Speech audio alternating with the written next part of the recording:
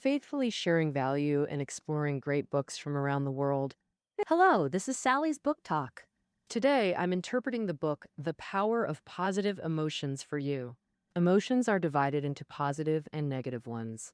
However, many people seem to experience negative emotions more easily, like anxiety, fear, irritability, depression, and frustration. This isn't surprising because deep in our genes, we carry memories of our ancient ancestors facing floods, hunger, wild beasts, and diseases. That's why psychologists have studied human negative emotions and related mental disorders since the 19th century, achieving great success.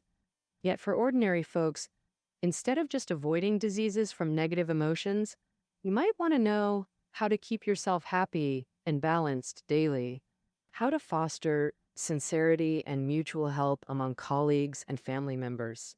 Perhaps right now, you're also wondering how to face the future positively when global disasters like COVID-19 strike. So figuring out how to harness positive emotions for humanity has become a new challenge, but there are only a handful of psychologists worldwide studying it. The author of this book, Barbara Fredrickson, was the first to notice this. So she shifted her focus from negative emotions and started researching positive ones. For over 20 years, Barbara became the top international researcher on positive emotions and won the Templeton Prize from the American Psychological Association. The prize money for this award is even higher than the Nobel Prize. The author wrote all her research findings from over 2 decades into this book. Next, I'll break it down into 2 parts. Part 1 is about understanding positive emotions, and part 2 is about creating them. First, let's get to know positive emotions. So what exactly is a positive emotion? Is it just happiness? That seems a bit too narrow. Is it physical pleasure then? Nope. Temporary physical pleasure limits people to focusing on just one thing, like food, sleep, or sexual stimulation. The author believes that accurately identifying and describing positive emotions can boost your self-awareness of them. The author has summarized 10 forms of positive emotions. Now, let me introduce you to them. The most common form is joy. You can understand joy like this. Your surroundings are safe, and things are familiar, unfolding just as you expected or even better. For example, you give birth to a healthy child in a nurturing environment. Like when you open your email and find a client agreed to your terms, or you're having dinner with friends and feel happy for their company. Think about it. Isn't joy everywhere in your life? And in a the second form of positive emotion is gratitude. Things to be grateful for can be big or small, like gratitude for a strong nation and good health. Or small things to be grateful for. When you return an item and the salesperson doesn't give you a hard time, or other little things around you worth being thankful for. Have you noticed? The third form of positive emotion is serenity. Serenity also needs a safe and familiar setting. In such an environment, serenity can be listening to ocean waves while your mind drifts, or curling up on the couch with a book and a warm cat nearby. It's easily overlooked, but is a sanctuary for your soul. A moment of serenity helps you regroup and move forward. But the fourth form of positive emotion is interest. Interest is like an invisible hand guiding your curiosity, making you spontaneously focus and explore. Recall finding a new path in a dense forest. Don't you want to know where it leads? When you're immersed in learning a new skill, like dancing or cooking, don't you jump at every chance, and interest keeps fueling your inner vitality and progress. The fifth form of positive emotion is hope.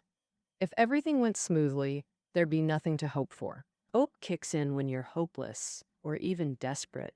Like if you just lost your job or found a lump in your breast. Hope is that belief things will improve. It keeps you from crumbling and sparks your potential to turn things around. Wow. Pride is the sixth form of positive emotion mentioned by the author. Pride often comes with achievements, big or small, like being proud of assembling a baby crib yourself or excelling at work. Pride ignites human achievement, motivation. Studies show that when people feel proud, They're more likely to tackle tough tasks. Amusement is the seventh form of positive emotion. It means you find joy in unexpected little things. For example, during a boring meeting, your colleague secretly hands you a cartoon exaggerating the speaker. Or when your child tells you after school how a classmate walked into the wrong classroom without noticing and sat down ready for class. That genuine, lighthearted laugh gives your emotions a brief respite. The eighth form of positive emotion is inspiration. This emotion might occur when you see a colleague patiently helping an elderly person during busy work, or when your favorite tennis star plays a perfect match. Mhm. Inspiration makes you feel motivated to improve yourself. The ninth form of positive emotion is awe. In this state, you feel completely overwhelmed, even sensing your own smallness. Recall seeing a magnificent starry sky on a pitch black night. How did you feel standing atop Huangshan Mountain watching sunrise over clouds? Awe makes us marvel at miracles, opening ourselves beyond petty concerns. The final and most vital form is love. Not a single emotion, but encompassing all previous ones. Love extends to others, yourself, animals, and nature, truly woven through all positive emotions. If positive emotions were a diamond, you've now seen every gleaming facet. But you might wonder, if psychologists study negative emotions to cure mental illness, what benefits come from positive ones? Next, I'll use the author's research to answer this. Just how crucial are positive emotions? After COVID-19, most would agree physical health matters most, is our top priority. You might think health creates positivity or illness destroys it. But the author argues the greatest benefit of positivity is its power to safeguard health. Like, it's not unfounded. He told the story of Adam, a gay man diagnosed with AIDS in the late 1980s. One day, Adam's doctor told him he had only 6 months to live. However, Adam refused to live in that shadow. He insisted on finding something to celebrate every day, like smelling flowers from a corner shop. For instance, an old friend visited him today, and he spent each day with gratitude and positivity.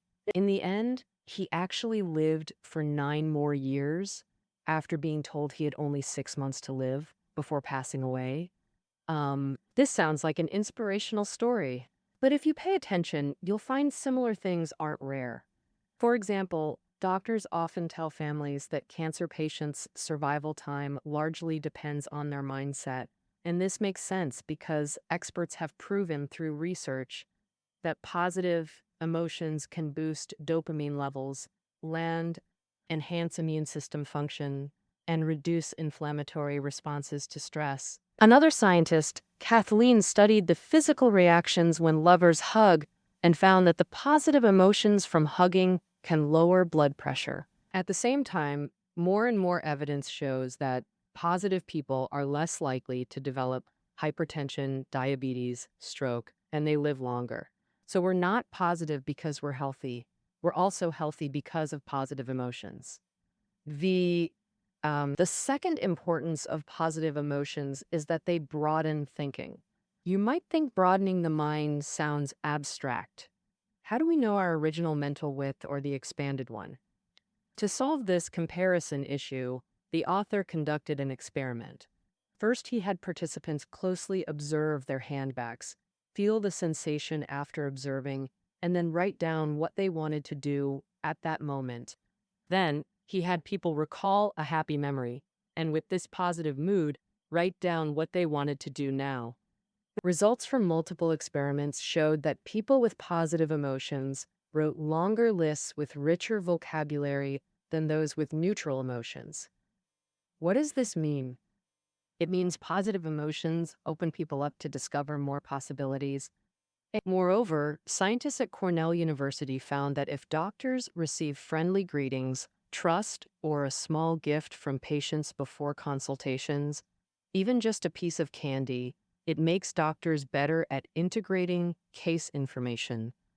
In short, positive emotions open our minds to find more solutions. Think about it. When you feel good, don't difficulties seem less daunting? Besides that, the third importance of positive emotions is boosting social connections. Back in the 1970s, psychologist Eisen conducted an experiment where he secretly divided participants into two groups without their knowledge. He surprised one group with small gifts, like cookies, stationery, or finding money, to put them in a good mood. Through his setup, he observed that compared to the group receiving no gifts, the upbeat group was more willing to help strangers, like picking up dropped documents or patiently explaining problems. Ever notice how after a promotion, family bonds strengthen and even rowdy kids seem better behaved? Or when praised by your boss, colleagues suddenly seem friendlier, making you happier. Why do positive emotions enhance social bonds? The author explains that your positivity is contagious. The more you open up and share good vibes, the more others reflect them back. This builds stronger connections with others. Statistics show couples who regularly express positivity rarely divorce. But life brings setbacks. What do we do with negativity? That brings us to the fourth importance. Positivity suppresses negative emotions. The author describes another experiment where participants were told they'd publicly discuss their strengths. By monitoring cardiovascular responses, he confirmed this surprise task triggered significant anxiety. Then some watched uplifting film clips. Others watched negative or neutral clips. Those seeing positive content had anxiety subside within seconds, while negative or neutral viewers took over a minute to recover, proving positivity quickly counters negative reactions. End quote. After 9/11, the author conducted a large-scale study surveying over 100 college students' positive emotion levels through questionnaires. Through multiple follow-ups, he found people with higher positivity scores had greater resilience, recovering faster from disasters, grief, or failures to rebuild good lives. And this explains why some collapse after setbacks, while others bounce back quickly. The secret lies here. Now we know positive emotions include joy, gratitude, serenity, interest, hope, pride, amusement, inspiration, awe, and love. These 10 forms, and fully recognize their importance. You might ask, if I'm naturally negative, can I change? Can positive emotions be created? Absolutely. Next, I'll show you how to create them. First, let's introduce the positivity ratio concept. What's the positivity ratio? It's the ratio of positive to negative emotions. A higher ratio means positivity is easier to cultivate. Calculate yours with a simple self-test. For 2 weeks, rate daily experiences 0 to 4 for questions like, how positive or happy did I feel today? Such questions. Divide your positive score by your negative score to get your ratio. This ratio can change, of course. The author's extensive research shows success and harmony only emerge when positivity outweighs negativity by at least 3 to 1, in business and marriage alike. Ratios below 3 to 1 lead to missed success, unhappy marriages, and higher depression risk. So how can we turn negativity around and sustain positivity? Use the formulaic positivity ratio equals positive emotions divided by negative emotions. To increase this ratio, either shrink the denominator or grow the numerator. First, let's discuss reducing the denominator. Decreasing negative emotions. The author categorizes negative emotions into two types. Avoidable ones. One type is unavoidable negative emotions. The author believes the first category can be avoided. Part comes from your perspective, like feeling agitated by long checkout lines versus appreciating time to read news. Another part stems from thinking habits, dwelling on bad driving experiences or letting them go quickly. It also comes from things you actively expose yourself to. Do you prefer comedies or tragedies? Upbeat songs or melancholic ones? For these avoidable negatives, here are prevention methods. First, challenge negative thoughts. Everyone's felt that why bother mentality, like failing an exam and thinking, I'm hopeless at studying, I'll fail next time too. Or after boss criticism, he dislikes me anyway, I'll just coast through. This negativity is common. People easily get controlled by irrational emotions, disrupting work and study periodically. In these moments, try questioning those feelings. How? Counter your negative thoughts internally. When thinking, I'm not study material, immediately ask. Real question. Am I bad at every subject? Have I never gotten good grades? When feeling disliked by your boss, instantly ask, is that true? Has he never praised me? Was this criticism purely from dislike? After questioning, rationality returns and negativity fades. Even if upset, you've escaped irrational despair. Second method, stop ruminating on negative thoughts. Meaning, like cows or sheep regurgitating partially digested food to re-chew.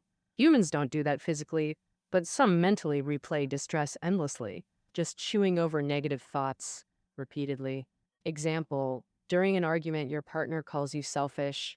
You might obsessively chew on that word before reconciling. Am I really selfish? In what ways have I shown selfishness? If he thinks I'm selfish, will we break up? Maybe he doesn't love me anymore. If we break up, what should I do? You assign meanings to a word, a phrase, a small thing. Then bigger conflicts, fights, or depression follow. Breaking negative thought rumination is actually simple. Once you notice yourself obsessing over something unpleasant, immediately distract yourself healthily. What's healthy distraction? It's the opposite of unhealthy distraction. Things like alcohol abuse, binge eating, or gaming addiction distract but are obviously unhealthy. Find something you enjoy, jogging, walking, calling friends, shopping, and do it immediately to escape the rumination loop. When you return to that unpleasant thing later, doesn't it seem less significant? The third method, avoid situations that trigger negativity. In our information-saturated world, countless scenarios can spark negative emotions. Recall how you felt after a violent movie or listening to sad songs post-breakup, or during COVID's peak, endlessly scrolling negative news. Were these unavoidable? Of course not. Commercialized society knows negative content, movies and music, and news grab attention and drive traffic. You can resist, but completely blocking media isn't realistic. Consciously reduce exposure to negativity triggering scenarios. Is that violent blockbuster really necessary? Must you listen to sad music when down? Must you browse global disaster news daily?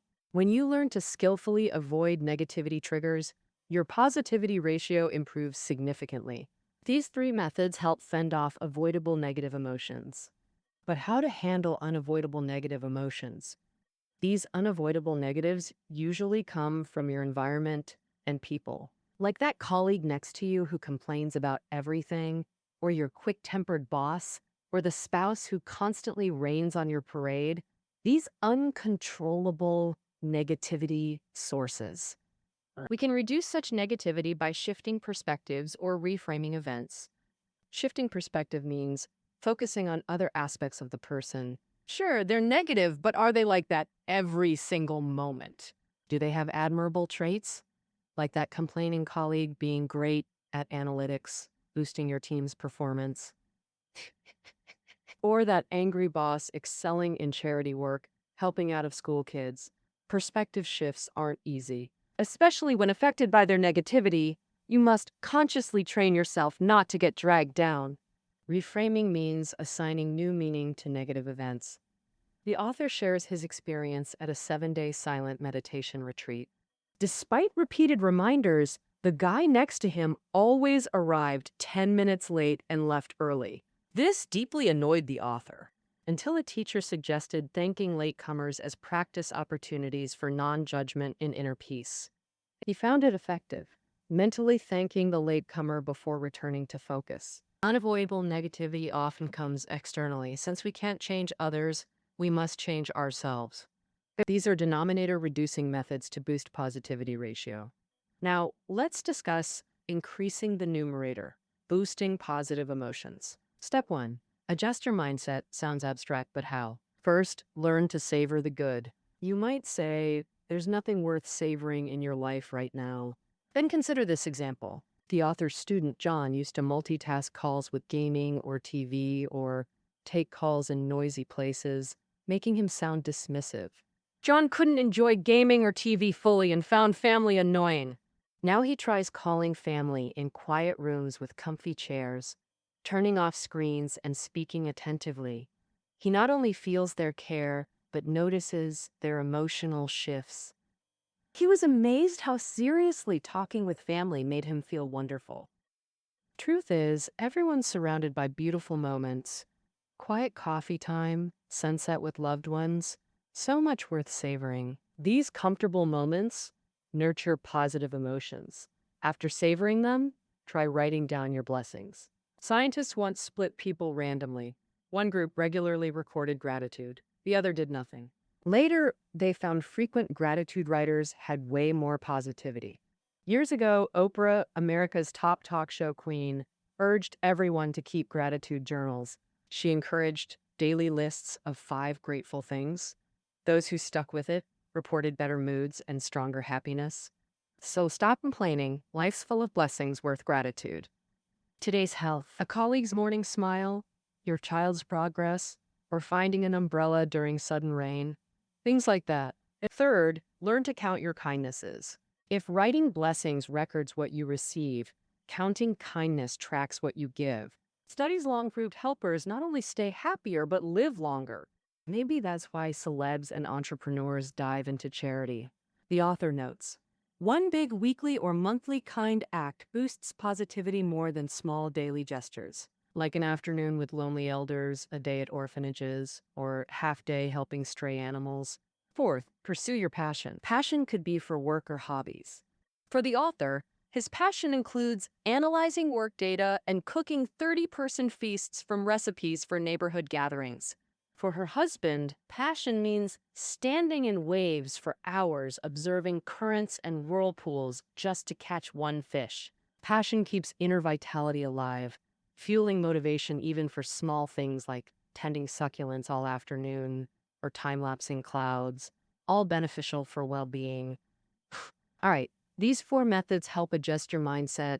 Step 2, gain more positivity simply by moving your body. First, engage with people.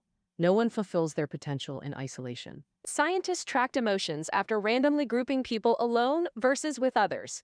Clearly, those with company had more positivity. Recall tough times. Doesn't isolating worsen low moods and obsessive thoughts? But with warm family or a close friend nearby, doesn't your mood shift dramatically? So build daily connections and nurture care for others.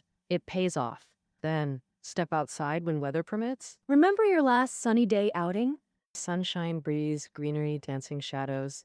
Didn't it genuinely uplift you? Science confirms 20 outdoor minutes on nice days boost open-mindedness and working memory versus staying indoors. Outdoor folks not only think more openly, but have broader memory capacity. Meaning good weather, outdoor activities, literally make you smarter. Evidence also shows hospitalized patients recover faster if their room window faces nature. Sunlight and nature speed healing and boost positivity too. So if it's nice out, take a lunchtime walk outside your office building. After mindset adjustment and body movement, the author offers one last fun trick to boost positivity. Create a positivity portfolio. Your portfolio could include all 10 positive emotions, or just some, like a love folder or serenity collection. It could be a transparent folder, a web page, or a digital directory. It holds meaningful archives. Significant items like the Pride portfolio maintained by James, director of UPenn's Positive Psychology Center. Years ago, when James received an interview notice for an assistant professor position at Vanderbilt University, he created this Pride portfolio to boost his confidence. He filled it with an encouraging letter, a photo with Seligman, and pride-inducing mementos. Before the interview, he spent 30 minutes revisiting the portfolio, helping him present calmly and confidently. Years later, he became department chair, working alongside Seligman. The author reminds you to always keep a portfolio accessible. Whether anxious during a loved one's surgery, nervous before public speaking, or exhausted after a draining day, that nearby portfolio will lift your spirits when needing a mood shift before heading home. All right, we've now covered all methods to boost the positivity ratio and cultivate positive emotions. Empires aren't genetically fixed. They spring from daily life and ingrained mental habits. The more you train your eyes, mind, and heart to seek positivity, the easier you'll experience it, creating an upward spiral toward a better life and the power of positive emotions. That concludes our interpretation. Find reading notes below the audio. Until next time.